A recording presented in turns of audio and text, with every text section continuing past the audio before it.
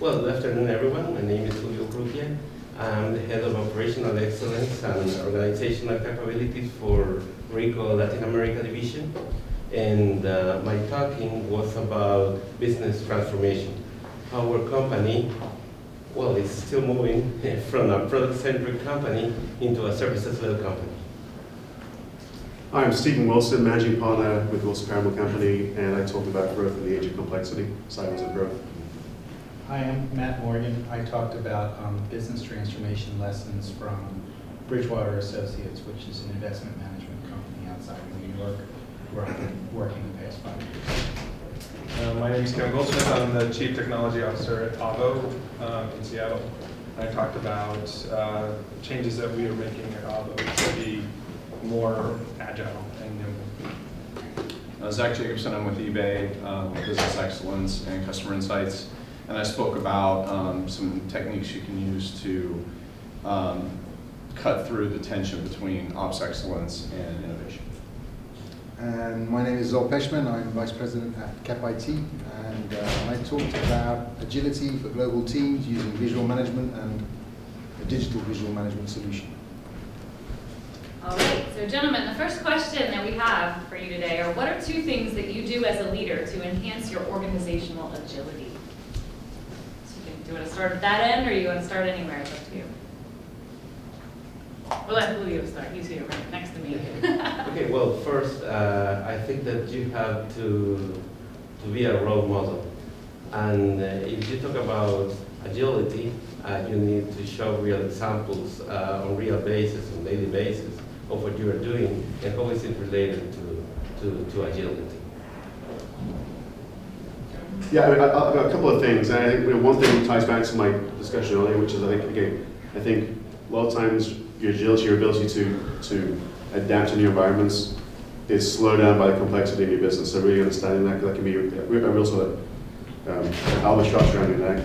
I think in terms of more of an operational excellence perspective, one thing we've seen, we've done a lot of work around Lean Six Sigma and then understanding how to actually drive, a lot of projects often don't add up to anything. So how do you make sure you're actually working the right levels? And I think, our experience there is really around making sure you are anchoring at the highest level of value chain and understanding what those key issues, the breakdowns across that value chain, and making sure that projects sort of have some kind of lineage to those high level problems versus just all the bottoms up view of projects and issues.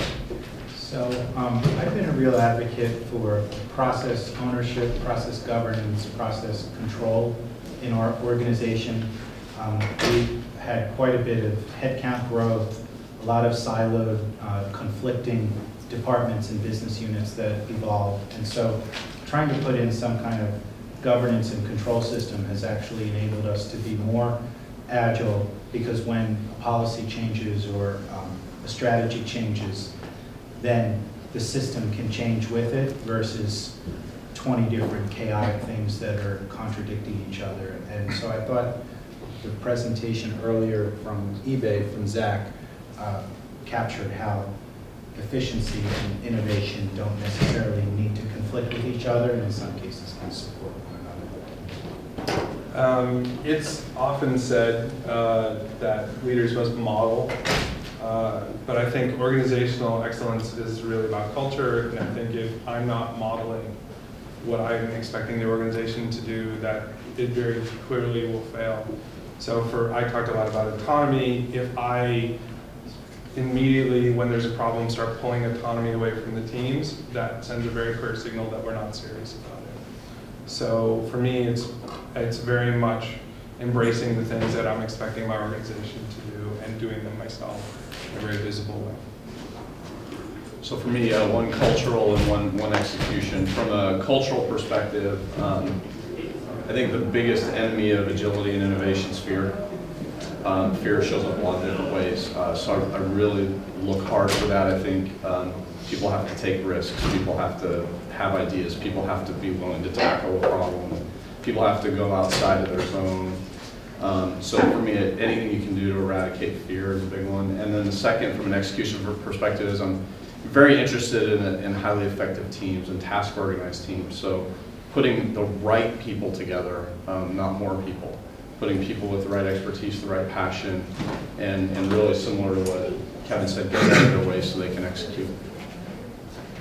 Yeah, we have different challenges to everyone else, I think, on this panel, because we're a very small company. There's only 50 of us. We're in kind of startup mode, so I think my biggest, I like what Kevin says actually. I think it's all about being a role model, working really hard at the moment. You know, we're looking for funding, things like that. So trying to demonstrate to everyone else who's trying to point in the same direction that hard work does often lead to great results. Priya, if you want to go ahead and introduce yourself if you didn't see her this morning already. Hi, my name is Priya Anand, and I lead Global Review Operations for Google for Trust and Safety. And the question was, what are 2 things that you do as a leader to enhance your organizational agility? On the spot. You just walked in. 2 things. I think thinking about that a little bit in our context, is first creating a real sense of urgency around some of these things, because we weren't very agile in many ways, and it was okay to have something come up and kind of wait a few days to really think through this and get back to folks. And sometimes that's totally fine and preferable, but sometimes in an operational world, in our world, you need to be able to respond really quickly to an escalation of an issue that comes up. So I think that change starts from within. I think the other thing with agility for us we found is it's very hard to be agile if you don't have data and facts to back it up, at least in our context. So really investing in, one is the mindset. We've got to be agile, these are the situations we need to jump on. But one, I think, is the tool set. Like, do you really have the data? Do you have the skill sets on the team? Do you know what to do when you're in that situation where you need to be agile, where you need to ramp up operations, or you need to rapidly change course? And I think that took a while for us to get to. So I think you're really investing in people feeling like they know when to jump in, when to be agile, and when they find those situations, they actually know what to do and what tools we can bring to it. Okay, so here's one that they didn't get to prepare for. So we all know that with innovation, to be good at innovating, you must be disciplined, right? But agility is often seen as that opposite of discipline in itself. So the question here is, how do you deal with the opposite end of discipline while maintaining that agility? Well, in fact, I think that it's still discipline. The thing is that it's a different discipline. It's not it's not a normal discipline that we've been using for years and years. Because when you are agile, you also have to check the results. You also have to check the sprints. You also have to calibrate. The difference is that you don't do it at the end of the road, and you do it constantly, and you do it consistently, which is discipline as well. Yeah, I mean, I can speak to maybe just a quick case study, short case study, but we did work with a satellite communications company, and the issue there on the innovation pipeline was they had a very traditional sort of stage gate, 27-step, blah, blah, blah, and it was just too slow. It was just too slow, and it was very robust, but it wasn't really responsive to the market. So they wanted to actually say, well, how do we build this sort of separate experimentation machine where we can quickly learn? Again, lots of discipline. You could look at it, I guess, from the old school way and say, well, it's not as thorough, as robust, but it's really around trying to learn quickly so you can actually place more bets, get more information, and so on. So it's still a form of discipline, but it's a very different way. So I think you don't get too confused with the idea of something that's experimentation in a structured setting versus a long, robust process that may be actually completely inadequate for the market setting. Yeah, I think this is kind of similar to the point I was making before. The absence of execution or the absence of discipline doesn't lead to innovation. A company can't innovate if it can't execute on its ideas. And I was thinking from your presentation earlier about the example of automobile manufacturers. We certainly don't want the workers on the line to innovate, but if the companies didn't innovate, then our mileage to the gallon would be terrible. We would be driving Model Ts with those big sticks instead of the steering wheels. And then I think of other companies where it's really important to have quality and standardization, like pharmaceuticals. I don't want them to mix up the chemical formula that's producing the thing that I'm supposed to take for whatever, because it could kill the patient. But I also need them to innovate so they're curing new diseases. And so I really think these things need to go hand in hand to be effective. You can't have innovation and ideas without execution, but you also can't have standardized execution without new ideas, or companies would be ineffective. I want to clear something up for those who didn't see my talk. It's not that folks on the line can't innovate. That's Kaizen, right? They innovate in how they do their work. What I was saying is that I didn't want them to innovate in like creating new automobile parts that weren't fit the cars that they're making. Yeah, I'm sorry, I didn't mean to misrepresent No, that. it's okay. Just for people who didn't see the talk. But yeah, I would argue as well that discipline and innovation are not two sides of a continuum. I think in order to be innovator, you have to be, and to be agile, you have to be disciplined. You have to know what you care about, know what you don't care about. And that's discipline. Not wasting your time on the unimportant things, really focusing on the important things. So to me, they're very much married to each other. They're not separate things. Absolutely. I think, discipline doesn't have to be plodding or slow in any way. And I think, really being disciplined exactly as you laid out with the prioritization, with having your ducks in a row, I think can actually spur innovation because it clears the headspace for things that are truly important. Right? I think the other piece to this in terms of innovation is, there are a lot of disciplines to actually spark creativity. And so one of the things that we'll do is, we'll have a pit stop that's 3 hours, that's maybe 3 hours long. Is that you? Is that me? It's about 3 hours long, and we bring together everybody from all the different elements and all the different stakeholders, and it's a very focused amount of time. It's very disciplined in that there's a clear structure to it, but within that, innovation sort of reigns supreme, right? So I think people often think of it as a dichotomy, but I think it can free you up. And the day-to-day disciplines of knowing where your operations are, knowing where your performance is, and there's work that goes into that, but putting that work in means that you're not focused on the day-to-day because you know that it's being taken care of, and you can actually elevate and think about, well, how do I make this operation, how do I take it to the next level? But if we're not disciplined and we don't know where our metrics are and things are flying all over the place, it's really hard to get out of reactive mode. So I think they're combined. Yeah, just to add to that real quickly, I think one thing we've seen too is say in retail, you have the operations and the operations development, where you're really trying to separate out the day-to-day operations where it tends to be like a machine, and how do we continue to improve that? And I think that can also be helpful too, where you actually understand the different roles. Keep going, or okay.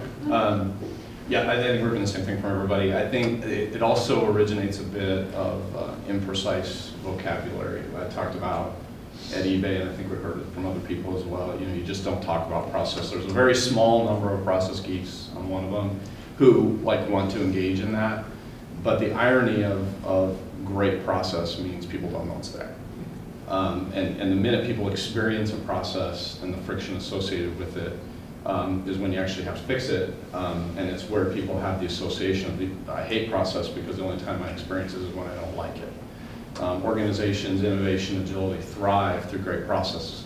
How do you make them so great that people don't know they're there? Difficult to answer. Anything else? Really? No. We can start you off on the next question. Next one. Start at my end then. And I know we said this last night at the awards, but Jim Collins says that great companies have strong core values, a relentless pursuit towards progress, right, and mechanisms that translate principles into actions. And so what are two mechanisms that you believe are essential to your business excellence agility? That's a mouthful. Can I pass? What are two? Two mechanisms. Wow. No, I've drawn a blank on that. What are two We can move mechanisms? down one. Yeah, I'll take a shot. Kind of reiterating what I talked about before. The one that's working great for us at eBay is go to the customer. It is so clarifying of anybody's point of view or anybody's agenda, and it's also I find myself making a mistake. I have a couple of people on my team that hold me relentlessly accountable. You didn't bring the customer in the room, and I just keep making the mistake. It's talking about a customer or measuring all customers is not being the customer. But once you can be the customer, it really neutralizes those things.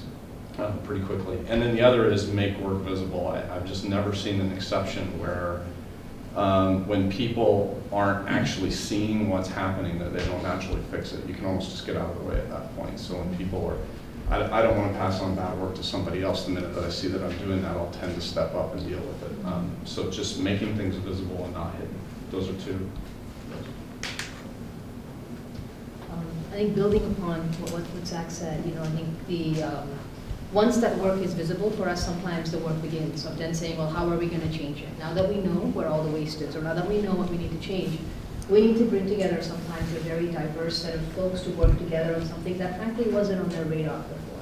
And so one of the mechanisms we use at Google is sort of this concept of OKRs, objectives and key results, and we set them for the year, we reset them every quarter, and it's really, really important to make sure that if you're working with people who are not on your team or you need to work with one another, that it's equally important to both of you, and this is on both of your plates. And that is a very deliberate process. We go back to that discipline question, but I think it forces a kind of alignment that otherwise is very hard to get. I think the other piece as well that helps us is in an environment as dynamic as ours, we pull everyone together once a quarter because we don't set strategy once a quarter, not at all, but it is really important for everyone to hear, okay, there's all this noise, but if we're headed in this direction, is there anything that's changing? How have we done along that track, right? Because some operational improvements are fast and people get a high out of seeing the results. Some of them, maybe the results aren't visible, but there's a ton of really great progress that's being made. And so having that operational drumbeat where we get to see as an operation, what have we done, where are we relative to where we need to be at the end of the year, what's happened, what have we hit, what are we actually falling behind on and why.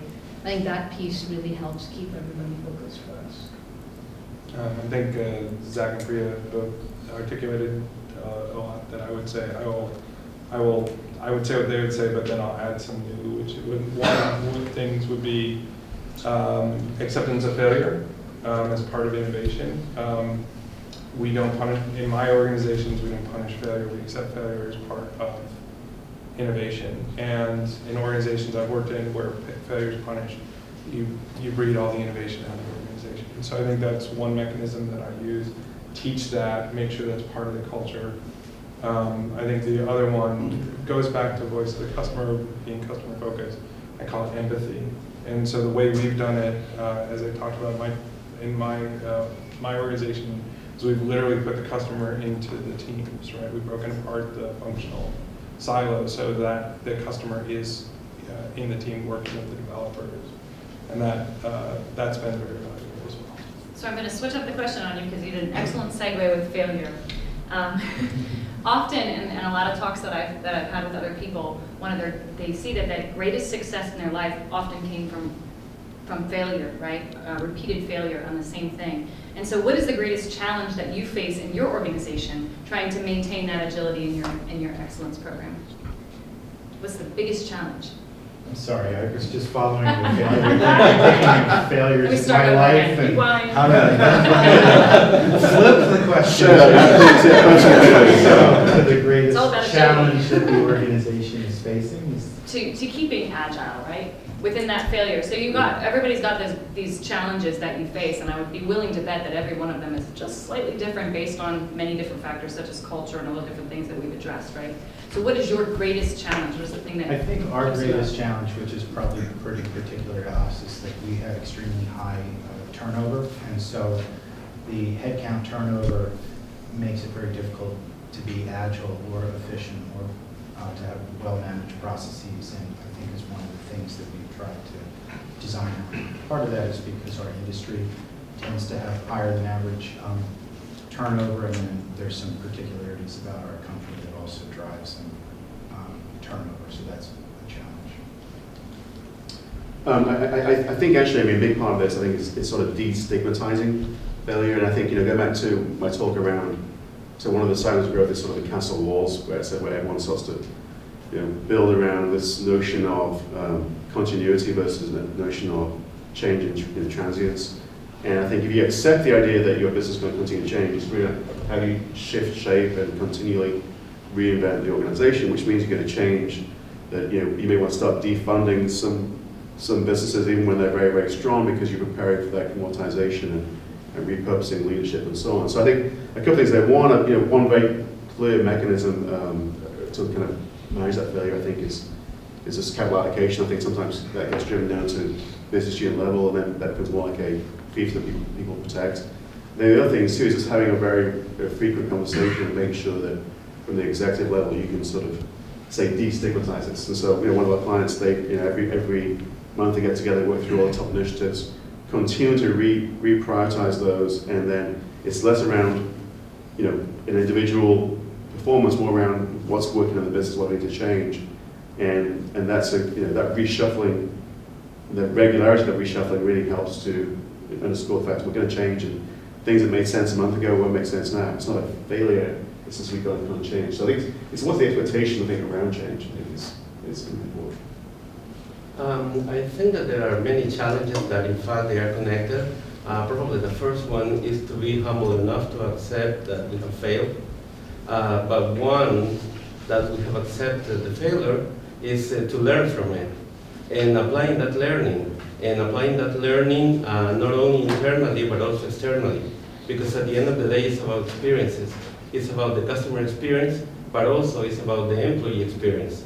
Because we have systems, we have tools, but those are only enablers to do what we want to do, or to get or to achieve the objective that we want to achieve.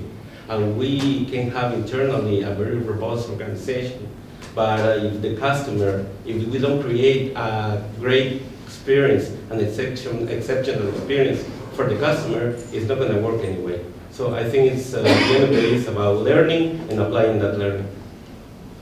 Now you've got to listen to a little bit of them. So what I would like to do is ask if you have specific questions. I know you do because you're taking tons of notes here. So who's first? She flipped right after you said something. I had a question about failure. So you said to destigmatize it, I think? He said to Someone said that. destigmatize it, which is He said better than something what I else. said, yeah. To accept it. Yes. And I was curious whether or not you set goals for failure. Oh, that's a great question. No. Because everything's database, right? No, yeah, absolutely. No, we don't. That's a good idea, actually. Like a certain percentage? Or? I think what I like doing, what other companies have done that I know, is they give awards for best failure, like best failure of the quarter, or you took the site down, yeah, you get an award. If you give an award for taking the site down, that means it's not a bad thing to do that, as long as you don't do it twice. That means you're trying something new. But yeah, what is the best, like, most learning, or what is the best failure? I think it's most learning. Yeah. I think the whole point of failure is that you learn, and that's why you fail, is because you're trying something new, and by failing, you've learned something new, and then you can make progress, right? So that's the important part of the failure. So I like rewarding the best learning, I guess, rather than saying we should fail 20% of the time. Have you guys heard of the failure resume? Just a thought on that though, is on the failure question. And we had an executive who, they're trying to launch something here, and he basically said to the team, "You're going to fail this many times before this launches." And to some, it was very sort of off-putting. It's like, we're trying really hard here, and this comes in here and says this.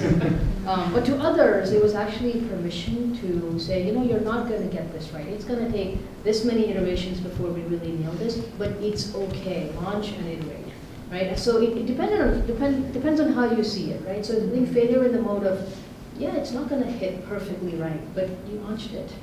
This doesn't apply to everything, but in some situations you need to get something up and running. It is going to fail, and when you fail, let's pick it up and make it better, right? So I think it really depends, and it can be a very powerful tool if you use it, like you just described. There's a great, I don't want to steal time, but there's a great quote that I love around this, which comes from Mikael Krantz, who's the architect at Spotify. And one of the things he said, he used to say is, we want to be a internal combustion engine, not a fuel-air bomb. Lots of small controlled explosions propelling us in a generally okay direction, not a massive explosion taking out half the city. But Oh, yeah. It's a further expansion of the bullets and cannonballs idea, Make right? him super embarrassed as a Swede. Yeah. Other questions? I have one Okay. very, very practical question. So in my company, I work in Amadeus. There are lots of talks around which agile model to go for in development teams, and lots of talks around Spotify model versus safe model. I'm just wondering if you've had exposure to those two models and what your preference would be, because what we're hearing is that safe model is very restrictive. A lot of processes involved, and as I've heard many people talk today, it's not typically the word that engineers like to hear. So just curious if you've had exposure to those two on first of sorry. I worked at Spotify for 3 years, so Well, you know my preference. Well, I don't know if you like my answer. I think the model is one thing, and then there's your company. And the wisdom's making it work there. I've seen, even inside eBay today, we have many cousins of Agile going on. We don't actually dictate it. eBay's quite agnostic around method, actually. My personal experience is the closer that you get, the people who are, whether they're a customer or a user or whatever else, with the people who are building, that's the winning formula. So how do you achieve that? Agree with Zal. I think it really just depends on how you're able to adapt it. And, you know, there's teams that work well with both.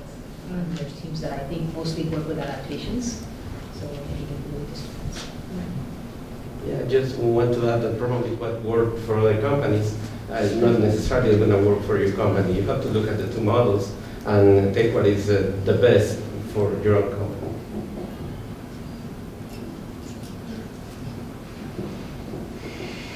Hey, Andrew with Walmart. So what I've noticed at my company is fairly rigid structure, and I think Zach, you mentioned one of the key tenets is kind of being able to be yourself, to speak up in meetings and kind of call out biases and different things like that. How do you, as a leader, kind of encourage more of that kind of thinking, instead of looking to the maybe people with the most tenure in the room and saying, what are they going to say, and waiting for them to speak up?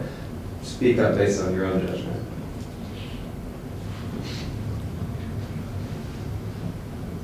Or you are the most tenured people in the room then, huh? I think therein lies the challenge sometimes, right? Because you might have a very open mindset, but that's not necessarily that someone on your global team, where there's distance, there's cultural, you know, different cultural tendencies might feel that way. Right? So I think, you always know on your team who's going to speak up, and it's really valuable, and that's great. But I think one of the things I found in my team is I was getting a little bit of an echo chamber, where we had the same people who would speak up, and everybody liked it because we all sort of thought similarly, and we started getting new people on the team, and people were a little bit quiet. And so I tried this thing of saying, we're going to actually just go around the table, and everybody's going to share what they have to share about it. I don't actually talk about it at all during that. No, yes, no, just sort of listening. And I think that sort of helps a lot. And then sometimes calling out the most junior person in the room, and maybe sometimes giving them a heads up, okay, I'm going to call on you for this, because sometimes it can be a little bit too much if you just put someone on the spot. I think it tells people that you're really invested in them, and that you really care about them enough to catch you maybe during a break or something and say, hey, I'm going to call on you because I think you have some good points and I want everybody to hear it. And then just creating that space for folks, and just leading by example, right? And that can help. Another thing I've done that's kind of consistent with what you're saying is if you as the senior person have a different view than the junior person, if you are aware of that view, try to take the junior person's view and say, this is what I understand you might be thinking or other people are thinking, and then argue the points. And for these reasons and all that, I just had a call after my presentation today where I had that exact same case, and one of the guys on the team thought we should do something differently. And I said, so I understand there's an idea to do something differently, and these are the reasons why, and this is the approach. I completely disagreed with all that, but I laid it out and said, did I say that correctly? And he's like, yeah, I made a better representation for his argument than he made. And so, or if somebody's not in the meeting, bringing up their concerns in a genuine kind of way, saying, hey, this guy's not here, but he raised this concern, do other people have that concern? So you're trying to solicit alternative points of view in multiple ways. I think one way is to go around and directly solicit people, but other ways are just to create the space or to give hearing to those different views. You know, in my experience, I think, is actually if you work in generally in sort of under-resourced environments, people get pulled in pretty quickly. So, you know, when I've been working in organizations that have small teams with quite aggressive deadlines, you know, everyone's very quickly pulled into a very collaborative environment, just by its nature. So I think it's a little bit of maybe a structural issue. If your norm is large meetings, those dynamics start to exist. If you're working in a team of 3, people very quickly going to be pulling in your expertise, and I think it's a lot more productive in that sense. One more note on that, and I'm not one of the speakers, but we use key influencers. We try to manage them up front. So you identify who these people are that are going to dominate the conversation, like you guys said. Identify them and give them a heads up in the meeting, before the meeting, you're going to go last. Because that way the people that are afraid to speak up get their point out first before someone comes in and dominates them. So we often do that technique. All right, well, we are out of time, but if you guys want to ask them more questions, you're welcome to do that afterward, but thank you. Thanks, everyone.